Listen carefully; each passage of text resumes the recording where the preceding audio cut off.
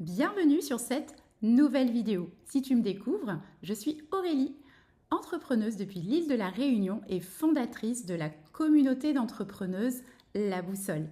Cette communauté accueille des entrepreneuses de toute la francophonie qui sont coachs, consultantes, prestataires de services et qui rencontrent une problématique, c'est de subir leurs actions de vente, que ce soit dans le stress, dans la dispersion, dans l'irrégularité de leurs résultats et qui veulent reposer une organisation de vente et une posture qui leur permettent de retrouver du plaisir à vendre leurs services et à générer du résultat sans impacter notre santé. Aujourd'hui, je voulais te parler d'un sujet qui me tient à cœur car en cette période estivale, je reçois beaucoup de messages. J'entends aussi beaucoup de mots lors des rendez-vous que je mène où j'entends des entrepreneuses me partager à quel point elles sont épuisées. Sauf que si tu as décidé d'entreprendre, c'est pour une envie principale, c'est ta liberté. J'entends notamment des femmes qui me disent « J'ai toujours eu envie de lancer des projets qui me ressemblent, de redevenir maître de mon temps, de pouvoir vendre mes services d'une façon qui respecte mes valeurs et d'offrir un temps de qualité et de la sécurité aux gens que j'aime. » Et si tu es ici et que tu m'écoutes encore, c'est que certainement ça fait sens pour toi. Construire une vie alignée ne signifie pas t'éloigner petit à petit de la liberté dont tu as toujours rêvé. Car dès lors que tu commences à prendre des décisions qui vont à l'encontre de la liberté que tu as toujours voulu, voilà ce qui se passe. Tu te mets à prioriser des aspects de ton entreprise qui viennent petit à petit toucher ta santé, impacter ton énergie, jusqu'au point de t'empêcher de dormir ou de t'empêcher de profiter de moments de qualité auprès de tes proches. Dans les premiers signes que j'ai pu observer, c'est notamment des décisions qu'on va prendre qui vont grignoter sur nos aspects personnels. Peut-être que tu t'es montré beaucoup plus disponible auprès de tes clientes que tu ne l'avais envisagé au départ. Et au lieu d'être disponible, tu te montres à disposition. Peut-être que tu as accepté une opportunité de trop. Tu savais que c'était absolument pas le moment pour prendre une nouvelle mission. D'une part parce que tu n'avais ni la bande passante pour le faire, ni l'énergie pour la tenir, mais par peur de rater une opportunité, eh bien tu l'as accepté quand même. Peut-être que tu as accepté une association avec une personne avec laquelle tu ne voyais absolument pas travailler, mais tu t'es dit, ça va peut-être me donner de la visibilité. Ou peut-être que tu t'es couché extrêmement tard par souci de rédiger cette dernière lettre, ce dernier post, ce dernier message, cette dernière relance, par peur que tu sombres dans l'oubli. Si toutes ces micro-décisions te parlent, alors écoute la suite. J'ai eu cette occasion de pouvoir accompagner des entrepreneuses qui m'ont approchée parce qu'elles ont vécu cet épuisement. Accepter des missions extrêmement chronophages, extrêmement énergivores, sur lesquelles elles n'ont pas réussi à dire non. Elles ont livré absolument toute leur disponibilité d'agenda au point de s'en oublier elles-mêmes.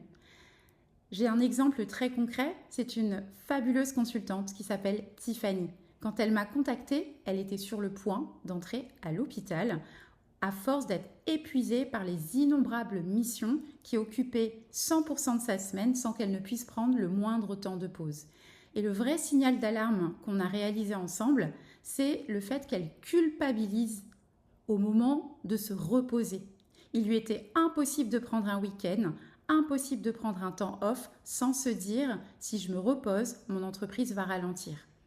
Et ce que j'ai envie de te dire, c'est dès lors que le fait de prendre du temps pour toi, tu commences à culpabiliser, à trouver des justifications pour toujours continuer à travailler, c'est un vrai signal d'alarme. Tout comme lorsque toute ta to-do est faite et que tu trouves bizarrement une, voire deux, voire trois, voire quatre actions sur lesquelles tu vas prendre de l'avance pour éviter de prendre un faux retard sur les avancées de ton business. Tu n'as pas à être le prix à payer de ton développement de boîte. Bien au contraire, tu en es le pilier. Tu es vraiment la capitaine de ton bateau. Et dès lors que tu n'arrives même plus à tenir le gouvernail pour définir ta direction, ça devient dangereux pour toi. Tu n'es vraiment pas la seule à l'avoir vécu. Et ce que je t'invite vraiment, c'est à avoir déjà de la bienveillance envers toi-même. Ça arrive à tout le monde de se tromper et c'est pas un échec que d'avoir à un instant T de ta trajectoire business, et bien tout simplement d'avoir accepté de dédier trop de temps, trop d'énergie, trop d'implication à ta croissance d'activité. Et ce que j'ai envie de te partager, ce sont des conseils qu'on partage très régulièrement dans nos lives au sein de la communauté La Boussole et lors de mes temps individuels avec les entrepreneuses que j'ai en mentorat.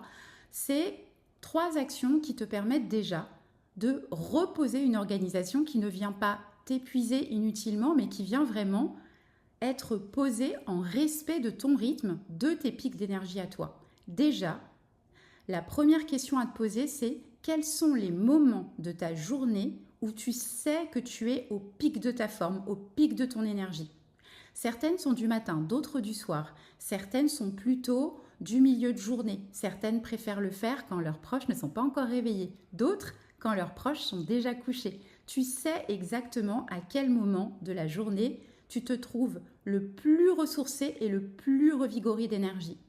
Et sur ces moments-là, je t'invite dans un deuxième temps à noter les actions que tu procrastines, que tu repousses tout le temps parce que au moment où tu les poses dans ton agenda, tu sais pertinemment que tu n'es pas en énergie haute pour le faire.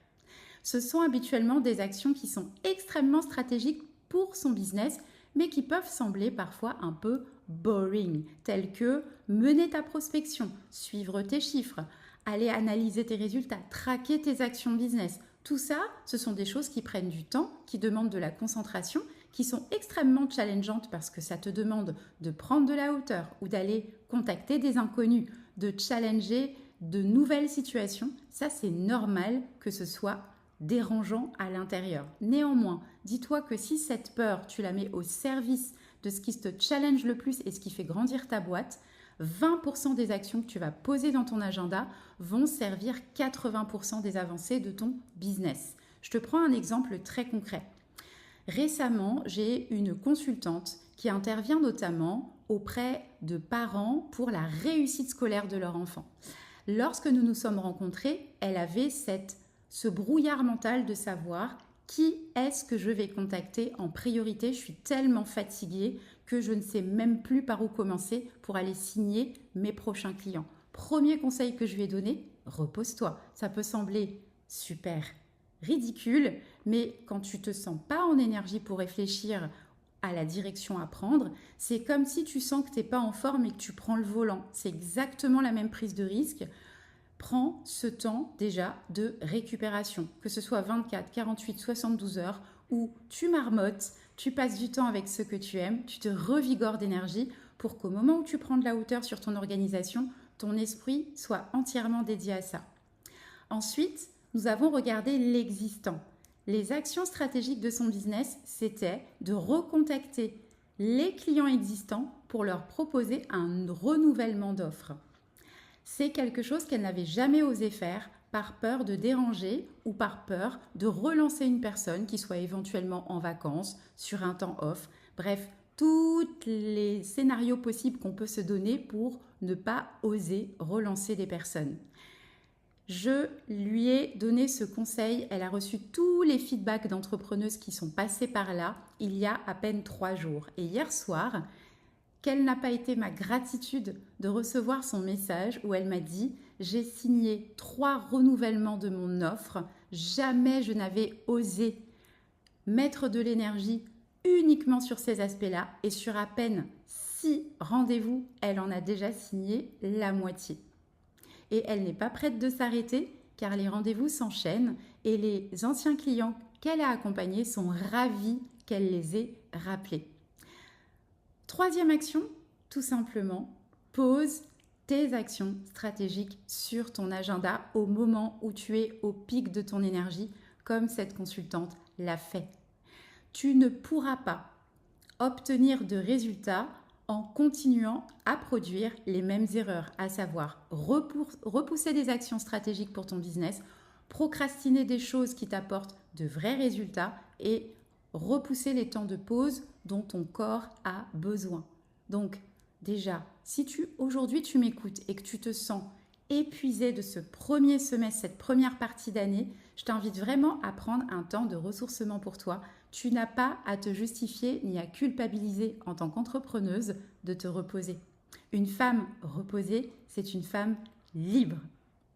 Ensuite, repère les moments où tu es au pic de ta forme et insère sur ton agenda les 2 à 3 actions stratégiques qui font avancer ton business. Si ça concerne la vente, pose de la prospection. Si ça concerne ta communication, pose ta créa de contenu. Si ça concerne ta délégation, pose tes temps d'interaction avec tes équipes. Bref, tout ce que tu vas identifier comme étant stratégique.